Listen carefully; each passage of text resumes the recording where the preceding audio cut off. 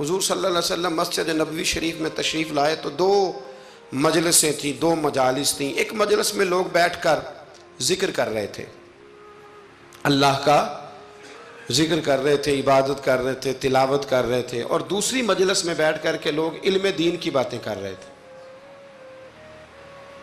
پتہ نا آپ کو، ہمارے ہاں کچھ ایسے لوگ بھی پیدا ہو گئے ہیں جو کہتے ہیں درویش اور ہوتے ہیں، مولوی اور ہوتے ہیں۔ میں نے کہا اس کا مطلب مولوی کون ہوتا ہے؟ کہتے ہیں یہ جو عالم ہوتے ہیں دین کے۔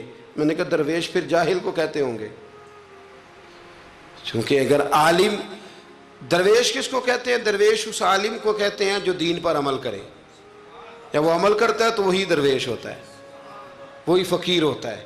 اپنے علم پر عمل کرنے والا وہی درویش ہے، وہی فقیر ہے۔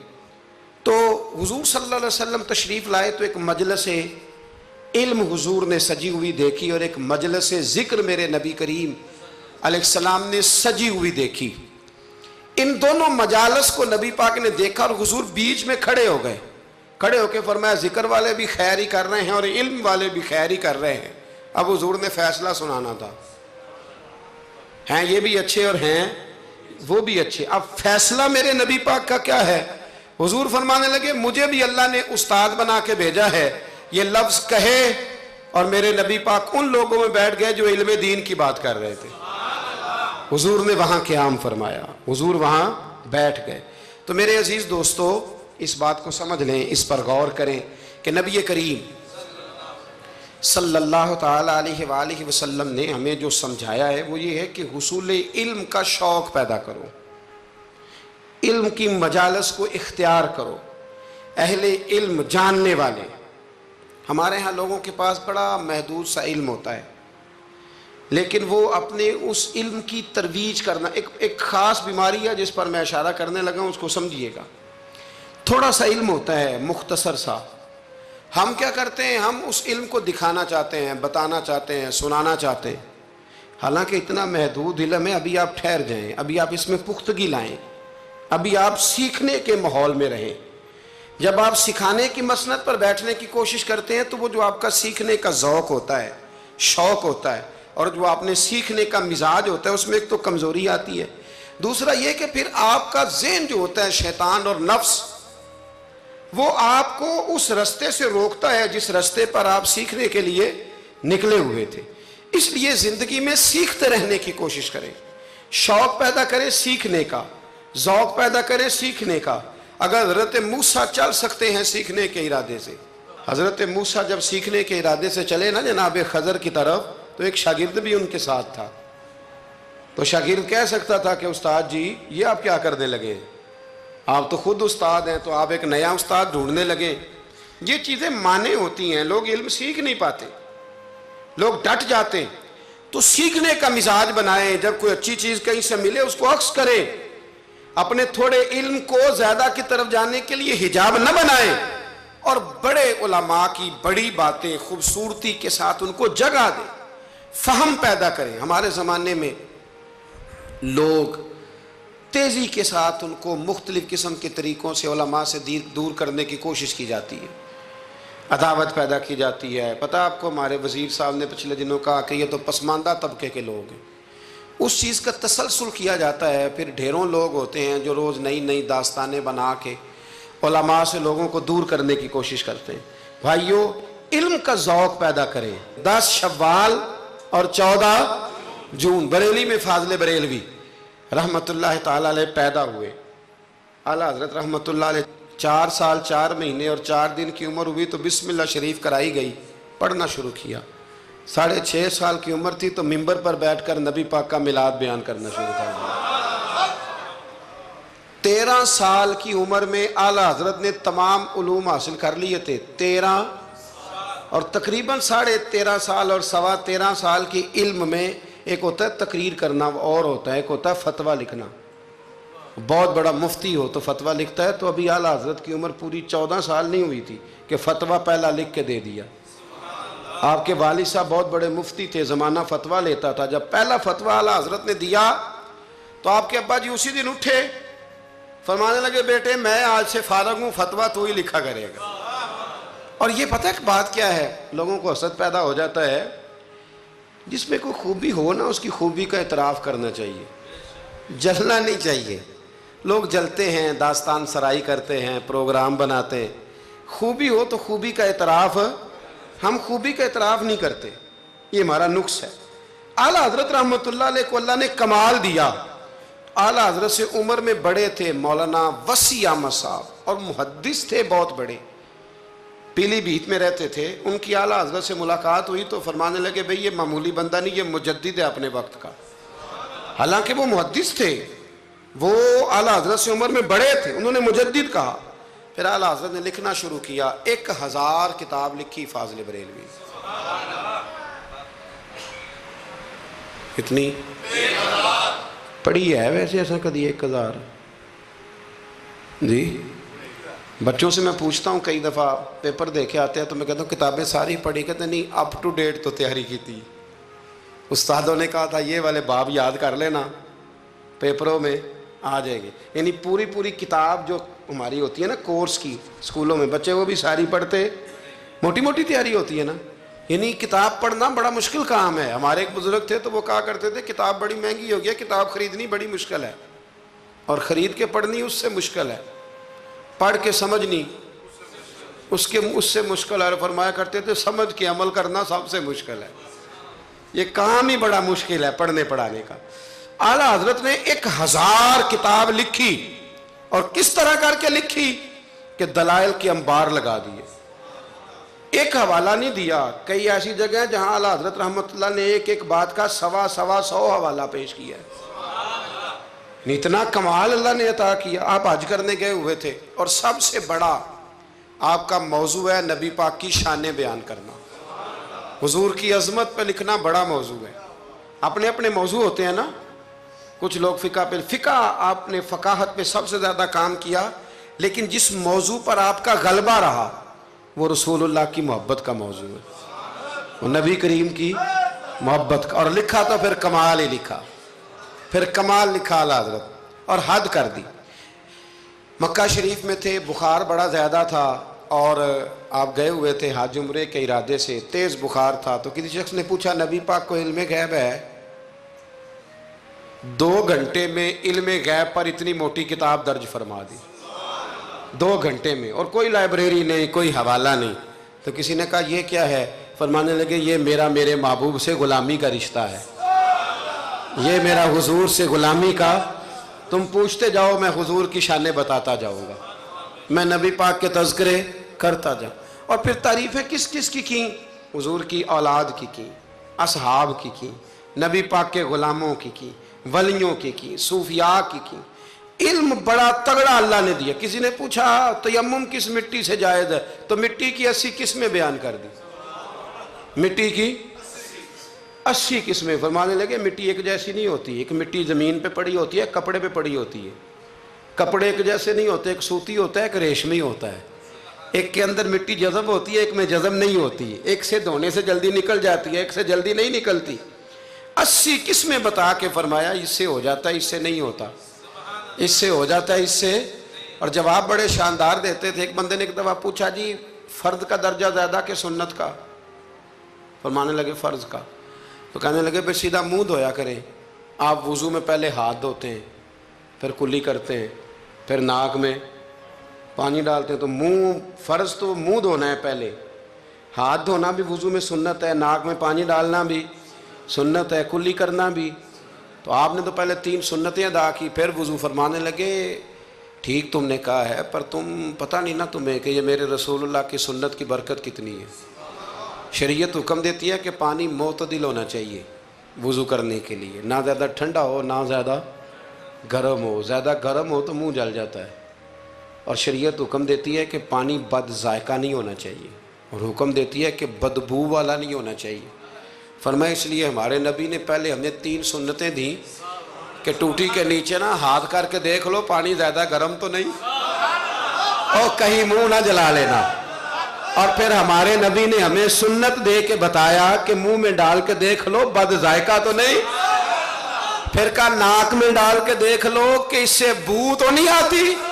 فرمایا مصطفیٰ نے کہا میری 3 سنتیں ادا کر کے اب چہرے پہ پانی ڈالو گے تو فرض ادا کرنے کا مزہ آ جائے گا۔ आला हजरत को अल्लाह ने वो कमाल दिया, मुल्क सुखन की शाही, तुमको रजा मुसल्लम, जिस समत आ गए हो सिक्के बिठा दिए।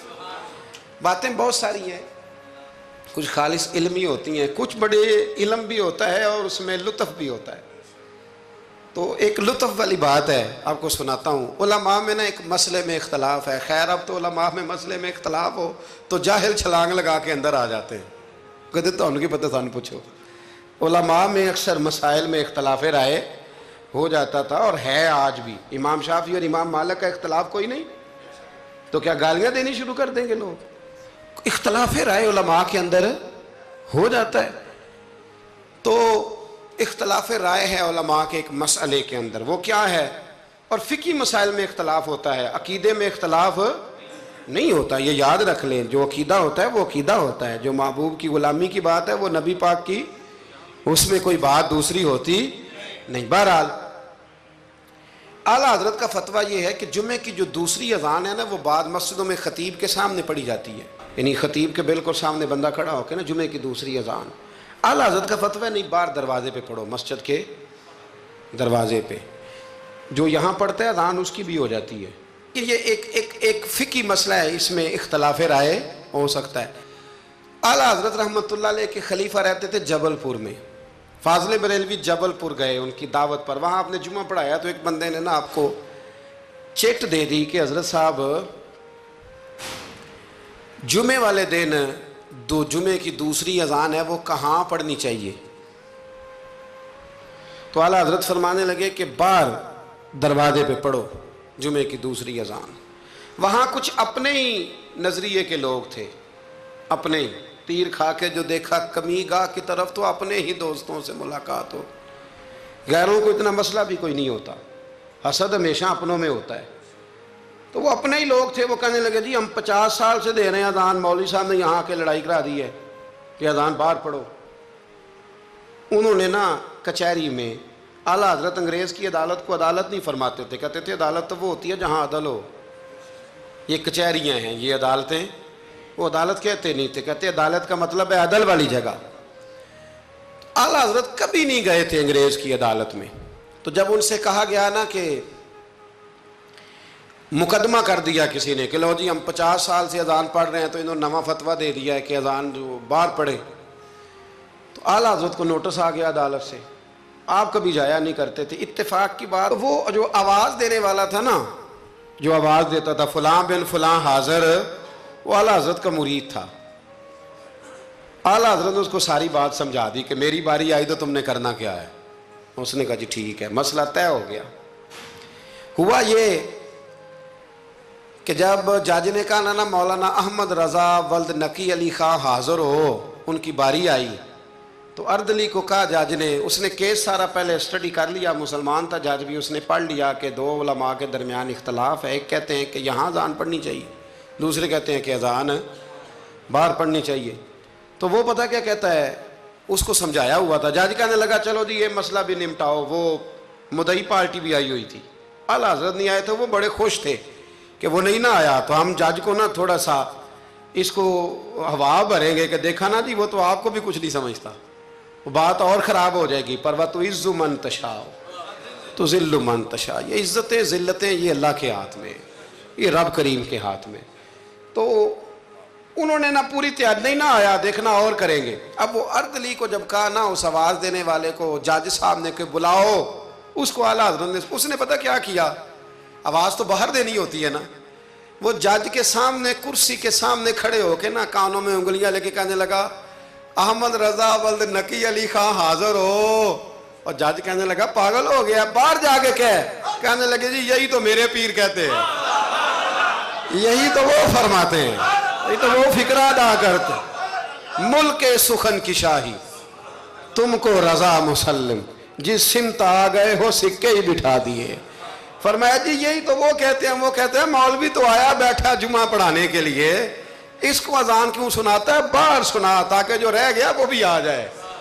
यही तो वो फरमाते हैं। जज कहने लगा मौलाना को तकलीफ करने की जरूरत नहीं, वो जो कहते हैं ठीक ही कहते हैं। फतवा मसला उनके हक में देता हूँ। याद रखें आला हजरत का ये कमाल था کہ انہیں اللہ نے علم بھی دیا تھا اور سمجھانے کی طاقت بھی عطا فرمائی. ان کے اندر یہ قوت تھی, یہ ہمت تھی کہ وہ بات سمجھا سکتے تھے. لیکن جس کی شان زیادہ ہوتی ہے اس کے مخالف بھی زیادہ ہوتے ہیں, پکی بات. اعلیٰ حضرت نے ایک شعر لکھا ہے, غوث پاک سے فریاد کرتے ہیں عدو بددین اور مذہب والے حاسد. کہتے ہیں اے غوث پاک, وہ جو میرے بیگانے ہیں نا وہ تو ویسے ہی بد دین ہیں, اور جو میرے اپنے ہیں وہ مجھ سے حسد کرتے ہیں. تو ہی تنہا میرا زور بازو ہے یا غوث. کہتے ہیں تو ہی میرا زور بازو ہے. بیگانے ویسے بد دین ہیں اور اپنے تو ہی ہے جو تنہا میرا زور بازو ہے. تو حاسدین بڑے اندر پیدا ہو گئے باہر. تو ساری زندگی فاضل بریلوی نے مقابلہ کیا. ایمان, اگر علم بڑا تگڑا تھا تو ایمان بھی بڑا تگڑا تھا, تگڑا ایمان. آپ یقین کریں, ایمان بندے کا مضبوط ہونا تو دنیا کے ہر میدان میں وہ کامیاب ہوتا ہے. اور اگر ایمانوں میں کمزوری ہو, کچی کچی باتیں کرنا, ٹھیک ہے چلتے ہیں کرتے ہیں, یہ بھی صحیح ہوگا وہ بھی صحیح ہوگا, سوال ہی نہیں پیدا ہوتا. تگڑی. نبی کریم علیہ السلام نے نا ایک حدیث حضور نے بیان فرمایا, کسی مصیبت زدہ کو, کسی بیمار کو دیکھو تو ایک دعا پڑھ لیا کرو, تم کبھی اس مصیبت میں مبتلا نہیں ہوگے. دعا کیا ہے؟ الحمدللہ الذی مما ابتلاک بہ وفضلنی علی کثیر ممن خلق تفضیلا. یہ دعا پڑھ لو بیمار کو دیکھ کر, یہ دعائیں یاد کیا کریں. یہ پڑھ لو تو جس مصیبت میں دیکھ کے کسی کو پڑھو گے اللہ تمہیں کبھی اس میں مبتلا نہیں کرے گا. بریلی شریف کے دائیں بائیں ہندوستان میں نا ایک مرض اکثر پھیلا کرتا تھا, اس کو طاعون کا مرض کہتے ہیں. طاعون کا مرض, وہ نہ گلٹیاں نکلتی ہیں انسان کے وجود پر, تو اتنا سخت ہوتا تھا کہ لوگ مر جاتے تھے. اللہ تعالیٰ معاف کرے. بعض لوگ کہتے ہیں یہ ٹیومر ہوتا ہے نا کینسر کی گلٹیاں, یہ بھی شاید اسی کا تسلسل ہے, اور اس زمانے میں شاید اس کا نام لوگوں نے یہ رکھ دیا. بڑا سخت مرض تھا. تو اعلیٰ حضرت کے سامنے 2-3 مریض آئے تو آپ نے یہ دعا پڑھ لی. ایک دعوت کسی نے اعلیٰ حضرت کی پکائی, تو آپ کو نا چونکہ معدے میں بڑی تکلیف تھی, آپ کو پتہ ہے معدے میں گرمی بہت زیادہ ہو تو منہ پک جاتا ہے. تو طبیب کہا کرتے تھے کہ منہ کے چھالے بہت تیزابیت ہو, کوئی ایسی چیز کھا لیں تو اس سے نا. آپ ایک دعوت پہ گئے تو میزبان نے نا گائے کے گوشت کے کباب بنائے ہوئے تھے, 7 پوڑیاں تھیں. اب اعلیٰ حضرت کے لیے طبیب نے سخت منع کیا تھا, اگر آپ کھائیں گے فوراً آپ کے معدے میں شدید قسم کا یہ تیزابیت کر دے گی, السر کا مسئلہ بن جائے گا, منہ آپ کا چھالوں سے اور پھنسیوں سے گلٹیوں سے بھر جائے گا. اب جب وہاں پہنچے تو اس نے یہ پکا کے رکھا تھا. اب یہ جو دیندار لوگ ہوتے ہیں نا, ان بیچاروں کے بڑے مسئلے ہوتے ہیں, بڑے مسئلے. یہ کئی دفعہ اپنی بچت کے معاملے میں بڑے پریشان ہوتے ہیں کہ لوگ کیا کہیں گے. جاہل تو جو مرضی کر جاتا ہے نا, عالم نے پھونک پھونک کے قدم رکھنا ہوتا ہے کہ یار یہاں نہ مسئلہ بن جائے, یہاں نہ مسئلہ بن جائے. اب وہ آپ کا خادم کہنے لگا حضور ان سے کہتے ہیں کہ یہ سادہ کوئی کھانا لے آئیں تاکہ آپ کھا لیں, اب یہ آپ کھائیں گے تو بیمار ہو جائیں گے. تو اعلیٰ حضرت فرمانے لگے وہ تو بات تیری ٹھیک ہے کہ بیمار ہو جاؤں گا, لیکن اب یہ آدمی ہے اس کو میں کیسے کہوں, یہ کہے گا کہ میں نے اتنی محنت کی ہے اور یہ کھا نہیں رہے. اخلاقاً درست نہیں کہ آپ میزبان کو اب آپ کسی کو کہہ دیں, واقعی مشکل ہوتی ہے کہ یار حد ہو گئی ہے, اتنے پیسے لگا دیے اس کو پسند نہیں آ رہا. خیر چاروں ناچار آپ فرمانے لگے یار جتنا بھی کھایا جاتا ہے کھا لیتے ہیں, پھر جو ہوگی دیکھی جائے گی, بندے کا دل رکھنا بھی تو ضروری ہے نا. اور رب کریم کے بندوں کا طریقہ یہی ہے, اللہ کے بندوں کا طریقہ یہی ہے, دل رکھنا بھی تو ضروری ہے نا. اعلیٰ حضرت نے نا وہ پوڑی بھی کھا لی, کباب بھی کھا لیا. اب جا کے گھر آ کے رات کو لیٹے, سویرے اٹھے تو منہ سارا چھالوں سے بھر گیا, کیونکہ طبیب نے منع کیا ہوا تھا. اتنا بھر گیا کہ بولا بھی نہیں جاتا, منہ کھولا بھی نہیں جاتا, شدید مشکل ہے, کیا کریں. آپ کے بھائی مولانا حسن رضا صاحب رحمۃ اللہ علیہ نا ایک طبیب کو لائے, بڑے سیانے کو. اس نے آتے ہی کہا ان کو تو طاعون ہو گیا. اعلیٰ حضرت فرمانے لگے تو جھوٹ بولتا ہے اور تیری حکمت بھی جھوٹ بولتی ہے, مجھے طاعون نہیں ہو سکتا. اس نے کہا جناب وہی گلٹیاں ہیں. فرمانے لگے تو جھوٹ بولتا ہے اس لیے کہ میں نے طاعون والے مریض کو دیکھ کے وہ دعا پڑھ لی تھی جو میرے نبی نے سکھائی ہے. تو طبیب کی بات غلط ہو سکتی ہے, میرے حبیب کی غلط نہیں ہو سکتی. حبیب کی بات غلط ہو سکتی؟ فرمایا وہ کہنے لگا جی وہی ہے، تو آپ فرمانے لگے طبیب جھوٹا ثابت ہوگا اور حبیب کی بات کو اللہ سچ ثابت کرے گا، یہ ہو ہی نہیں سکتا، میں نے دعا پڑھ لی تھی، یہ کیسے ہو سکتا ہے؟ یہ یقین کامل ہے۔ یہ کیا ہے؟ بولیے۔ علامہ اقبال کہا کرتے تھے یاد رکھو غلامی سے بدتر ہے بے یقینی، غلامی سے بدتر ہے بے یقین نہیں، یقین کامل، پیر کامل کہ یقین کامل؟ حالانکہ دونوں کوئی کامل ہونا چاہیے، پر یقین کامل بڑا نفع دیتا ہے۔ یقین کامل ہے، آپ یقین کریں۔ ایک درویش کی میں بات پڑھ رہا تھا تو وہ کہیں مرید ہو گئے، تو اتنے یہاں نا پیری مریدی بڑی کچی ہوتی ہے، ہو بھی سکتا ہے، پوچھ بھی لیتے ہیں کہ ایسا نہیں، مرید ہو گئے تو کسی نے ان کو کہا کہ سچی بات یہ ہے کہ بندہ کامل نہیں، فرمانے لگے نہیں کامل تو میں نے پکڑ لیا، میں نے رب سے کہنا ہے اسے کامل کر، کیونکہ میرا سارا کچھ یہی ہے۔ ختم ہو گئی بات، ایک در پھڑیے تو محکم پھڑیے، ایک دئی ہو کے مریے، اللہ کر دے گا کامل، ختم ہو گئی بات۔ یہ کیا بات ہوئی؟ کچی کچی باتیں کرنا، کچی کچی اور عقل کے گھوڑے دوڑانا، بس جس سے لگا لی پھر اس سے پکی لگا لی۔ یہ آپ جہالت، وہ آدم چشتی کہتا ہے لگا جدوں بازار ازلدا تے لوکی چوراں وانگ سدائے، کسے نے لٹ لئی علم دی دولت تے کسے ہاسے چولی پائے، آزم ویخ جہالت ساڈی اسی عشق خرید لے آئے، ایک جہالت ساڈی اسی۔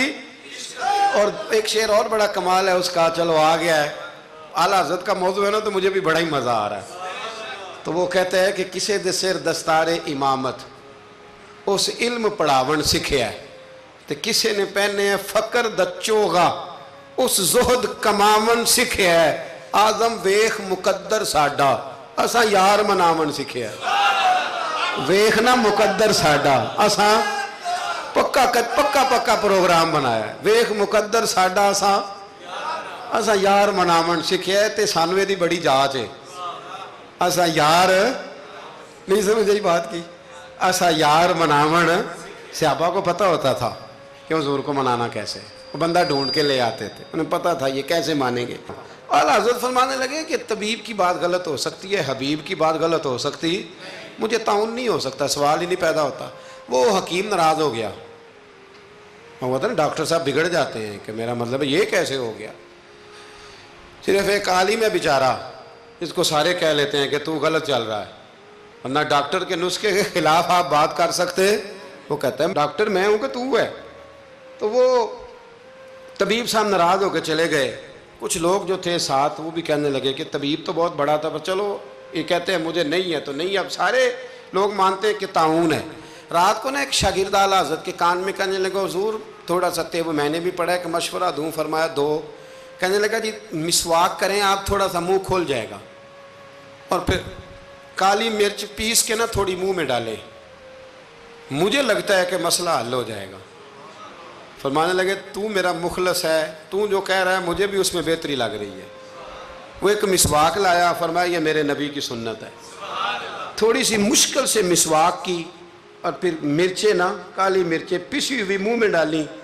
آدھے گھنٹے کے بعد ایک قے آئی، اور اندر نہ سارا خون جو مسوڑوں میں تھا اور جو سارا جمع ہوا تھا باہر آ گیا۔ اعلیٰ حضرت رحمت اللہ علیہ فرمانے لگے بلا کے لاؤ اس طبیب کو، وہ کہتا تھا منہ کھول نہیں سکتا، گلٹیاں بن گئے، اسے بلا کے لاؤ، پہلے میں اسے اللہ کا قرآن سناؤں گا، پھر محمد عربی کی نعت سناؤں گا، میں بتاؤں گا کہ میرا منہ کھلا ہے کہ نہیں کھلا، بلا کے لاؤ۔ میرا یقین کامل ہے کہ حضور نے جو فرما دیا ہے اس سے بات آگے پیچھے ہو سکتی، یہ کمال۔ اور پھر علم کمال تھا، یقین کمال تھا، تو عمل بھی کمال تھا، عمل بھی کمال، عمل اعلیٰ حضرت نے پایا تھا، کمال کا عمل تھا، کمال۔ دیکھیں ایک دفعہ نا آپ نا سفر کرتے تھے نا، جب اس وقت ٹرین پہ سفر زیادہ ہوتا تھا، آج بھی ہندوستان کے لوگ ٹرین پہ سفر کرنا پسند کرتے ہیں، میں نے بھی وہاں ٹرین پہ سفر کیا ہے، تو ٹرین بیفور ٹائم آ جاتی ہے، وقت سے پہلے اسٹیشن پہ ٹرین ہوتی ہے، مزہ آتا ہے ٹرین پہ سفر کرنے۔ تو ایک دفعہ میں یہاں لاہور سے بیٹھا کراچی جانے کے لیے، تو میں نے ان سے پوچھا کب پہنچے گی، کہتے تسی بہ جاؤ جدو سارے پہنچن گے تسی بھی پہنچ جاؤ گے۔ یعنی ہمارا یہ حال ہے کہ وہ اس نے نا مجھے مطلب اتنا شاندار جواب دیا کہ میں چپ کر گیا. میں کہ گل تو ٹھیک کرتا ہے. کہندا جی ٹائم ہوں تمہیں کیویں دسیے, کیونکہ ٹائم ہے ہی کوئی نہیں, حالات ہی بڑے خراب تھے ان دنوں. کہنے لگا بیٹھ جائیں, جب سارے پہنچیں گے تو آپ بھی. میں کہ چلو ٹھیک ہے, ختم ہو گئی بات. تو ہندوستان میں نا ٹرین کا سفر زیادہ کیا جاتا ہے. اللہ تبارک و تعالیٰ فضل کرے گا, پاکستان کی بھی ہر چیز انشاءاللہ آگے نکل جائے گی ساری دنیا. اس وطن پہ اللہ نے بڑا ہی فضل کرنا ہے. تو سفر تھا. اعلیٰ حضرت کا طریقہ یہ تھا کہ آپ یہ حساب لگاتے تھے کہ نماز کا وقت کہاں آئے گا. کوشش فرماتے تھے کہ ٹرین بدلنی پڑے تو بدل لیں, لیکن ایسے ٹائم پہ جا کے ٹرین رکے کہ جہاں نماز نہ رہ جائے. یہ خاص ان کا تقویٰ تھا. بہرحال ایک دفعہ نا اجمیر شریف جا رہے تھے, خواجہ معین الدین اجمیری کے مزار پہ حاضری دینے, سلطان الہند کے مزار پہ اعلیٰ حضرت تشریف لے جا رہے. رستے میں نے ایک جگہ مغرب کا وقت ہوا, ٹرین تھوڑی دیر کے لیے رکی تو اعلیٰ حضرت فرمانے لگے نیچے اترو بھائی.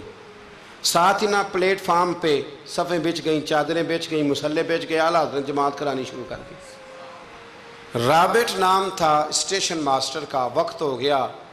وہ جو گاڑی کا ڈرائیور تھا وہ مسلمان تھا اور بڑا عقیدت مند تھا. یہ انگریز تھا, انگریزوں کی حکومت تھی. اس کا دل تھا کہ میں بزرگوں کو نماز پڑھ لینے دوں, پر یہ کہنے لگا چل ٹائم ہو گیا, وصل دے. جو بیٹھ گیا, جو رہ گیا. اس نے وصل دیا گاڑی کو. اعلیٰ حضرت نماز پڑھتے رہے. دوسری رکعت سکون سے نماز پڑھی. اب وہ گاڑی کو آگے لے جاتے ہیں, گاڑی آگے جاتی نہیں. آگے لے جاتے ہیں, جاتی نہیں. وہ رابٹ جو تھا وہ کہنے لگا اس کو, ڈرائیور کو, چلاتا کیوں نہیں؟ کہنے لگا چال ہی نہیں رہی, انجن میں مسئلہ ہو گیا ہے. کہنے لگا ذرا پیچھے کرنا. اس نے پیچھے کی تو پیچھے ہونے لگ گئی, آگے کی تو جاتی نہیں. اس کو شک پڑا کہ یہ مسلمان ہے, شاید فیور کر رہا ہے. کہتا تو نیچے اتر, میں بیٹھتا ہوں. وہ بیٹھا, اور وہ آگے کرتا ہے تو گاڑی آگے نہیں جاتی, پیچھے کرتا ہے تو گاڑی پیچھے جاتی ہے. انجینئر کو بلایا, ہر چیز چیک کر لی, پر گاڑی چلتی نہیں. کیسے چلے؟ ہر مشکل دی کنجی یارو, ہاتھ مرداں دے آئی. یہ کیسے چلے گی؟ سوال ہی نہیں پیدا ہوتا, چل سکتی نہیں. اب جو اس کو نا تھوڑی سمجھ آئی, پوری سمجھ کے بعد نا دل نرم ہوا. اتر کے نا اعلیٰ حضرت نماز پڑھ رہے تو بیٹھ گیا. غور سے دیکھنے لگا کہ بڑے خشوع سے, خضوع سے, عاجزی سے, دل جمی سے اعلیٰ حضرت نماز پڑھ رہے ہیں. شوق سے, ذوق سے, توجہ سے. بڑا متاثر ہوا. نماز مکمل ہوئی نا تو ڈرائیور سے کہنے لگا میں نے بھی ساتھ جانا ہے. وہ بھی گاڑی میں بیٹھ گیا. تو اعلیٰ حضرت سے فرمانے لگا, عرض کرنے لگا حضور یہ کیا تھا سارا کچھ؟ فرمانے لگے کچھ بھی نہیں, میں رب کی نماز پڑھ رہا تھا, رب نے بندوبست کرا دیا ہے. نماز جو اللہ کی تھی اللہ نے بندوبست کر دیا ہے, اس سے زیادہ میرا کمال کوئی نہیں. کہنے لگا حضرت جی پہلے میں نے اسلام سنا تھا, آج میں نے اسلام دیکھ لیا ہے, آپ مجھے کلمہ پڑھائیں, میں مسلمان ہونا چاہتا ہوں. آپ مجھے کلمہ پڑھائیں, میں مسلمان ہونا چاہتا ہوں. اب مرید, آپ کو پتہ ہے مریدوں کا اپنا ذوق ہوتا ہے. کہنے لگے حضور آپ کی کرامت ہے, آپ کی کرامت ہے کہ ایک انگریز مسلمان ہو گیا. فرمانے لگے بڑے آدمی تھے نا, تو بڑے لوگ چیزیں اپنے کھاتے میں نہیں ڈالا کرتے, وہ ان چیزوں سے نفع لے کے قد نہیں اونچا کرتے. کہا جناب آپ کی کرامت ہے. فرمایا نہیں میری کرامت نہیں, یہ نماز کی برکت ہے. میری کرامت نہیں, یہ نماز کی برکت ہے کہ میں نماز پڑھ رہا تھا اور نماز کی برکت سے اللہ نے اسے ایمان کی توفیق عطا فرما. اعلیٰ حضرت نے اپنی ساری زندگی, ایک شخص نے پوچھا کہ آپ نے ساری زندگی حضور کی نعتیں لکھی ہیں, تو قبر میں جاؤ گے تو کیا کہو گے؟ کہنے لگے کہوں گا سرور کہوں کہ مالک و مولا کہوں تجھے. حضور سونیا میں کیا کہوں؟ سرور کہوں کہ مالک و مولا کہوں تجھے, باغ خلیل کا گلے زیبا کہوں تجھے, تیرے تو وصف عیب تناہی سے ہیں بری, حیراں ہوں میرے شاہ میں کیا کیا کہوں تجھے, حیراں ہوں میرے شاہ میں کیا کیا کہوں تجھے. لیکن رضا نے ختم سخن اس پہ کر دیا, خالق کا بندہ خلق کا آقا کہوں تجھے. پھر کہنے لگے نعمتیں بانٹتا جس سمت وہ ذیشان گیا, ساتھ ہی منشی رحمت کا قلم دان گیا. انہیں مانا انہیں جانا نہ رکھا غیر سے کام, للہ الحمد میں دنیا سے مسلمان گیا. آج لے ان کی پناہ, آج مدد مانگ ان سے, کل نہ مانیں گے قیامت میں اگر مان گیا. جان و دل ہوش و خرد سب تو مدینے پہنچے, तुम नहीं चलते रजा सारा तो सामान गया। और देखिए लिखने का अंदाज, कहने लगे उनकी महक ने दिल के गुंचे खिला दी। उनकी महक ने दिल के, ये नहीं कहा कि मौसम खिला दिया है, दिल के, सिर्फ हुजूर ने नहीं, हुजूर की महक ने, उनकी महक ने दिल के गुंचे खिला दिए हैं, जिस राह चल दिए हैं कूचे। बस हुजूर गुजर जाए तो वो घर बस जाता है, कूचा बस जाता है। उनकी महक ने दिल के गुंचे खिला दिए हैं, जिस राह चल दिए हैं कूचे बसा दिए हैं। अल्लाह क्या जहन्नुम अब भी न सर्द होगा। रो रो के मुस्तफ़ा ने दरिया बहा दिए हैं, रो रो के मुस्तफ़ा ने दरिया बहा दिए हैं, रो रो के मुस्तफ़ा ने दरिया बहा दिए हैं। ये शेर जब पहुंचा ना दाग देलवी के पास, इकबाल के उस्ताद, तो वो कहने लगे मुझे कहने दो मुल्के सुखन की शाही, तुमको रजा मुसल्लिम, तुम जिस सिमत आ गए हो सिक्के बिठा दिए। कुछ लोगों ने उन पर बड़े बड़े इल्ज़ामात लगाए, बड़े बड़े, लेकिन आप यकीन करें उनकी जो तालीमात हैं वो उन्हीं की हैं। उन्होंने कहा कि सजदा सिवाय अल्लाह के किसी के लिए जायज़ नहीं है। उन्होंने कहा मज़ार पे जाओ तो 4 हाथ दूर खड़े रह के दुआ मांगो। उन्होंने कहा औरत का पीर से पर्दा वाजिब है। उन्होंने दीन जो बताया है ना, लोगों ने बड़े बड़े प्रापोगंडे किए, बड़े बड़े लोग प्रापोगंडे करते रहते हैं। सबसे ज़्यादा आला हज़रत के बारे में प्रापोगंडा हुआ, लेकिन कमाल की बात यह है, कमाल की एड़ी चोटी का लोगों ने जोर लगाया, बड़ी बड़ी किताबें लिखी, बड़ा बड़ा कुछ कहा, बड़ा बड़ा कुछ किया, लेकिन अल्लाह ने उन्हें कमाल दिया। उन्होंने सलाम लिखा था मुस्तफ़ा जान रहमत पे, उनको अल्लाह ने ये एजाज़ दिया कि हर मस्जिद में हर जुमे में उनका लिखा हुआ सलाम पढ़ा जाता है।